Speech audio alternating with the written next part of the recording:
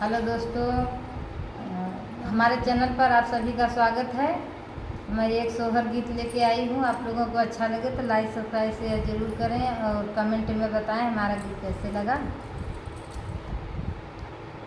मोरे रनिया बिना संपत्ति कुलहीन हो जोगिया, हम हो गई हो जोगिया, हम हो गई हो।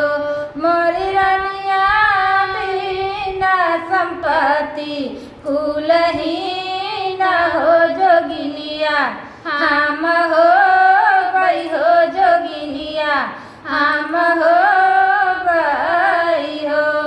भल बहुरान राजा दशरथ हो के नाई, माती मारई हो के नाई, माती मारई हो।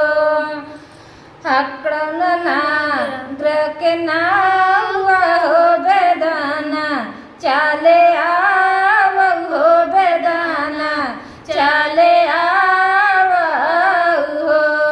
नौआ हरी लाई आओ, कंद मूलवा हो कौशल्या, रानी के ओ खद हो कौशल्या, रानी के ओ खद हो।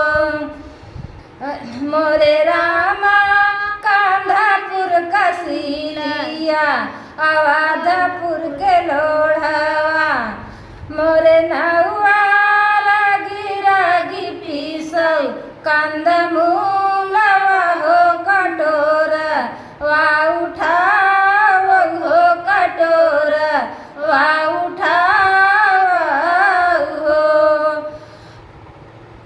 मोरे रामा एक घूंट पियै, रानी कौशल्या हो दूसरा घूंट, सुमित्रा हो दूसरा घूंट, सुमित्रा हो।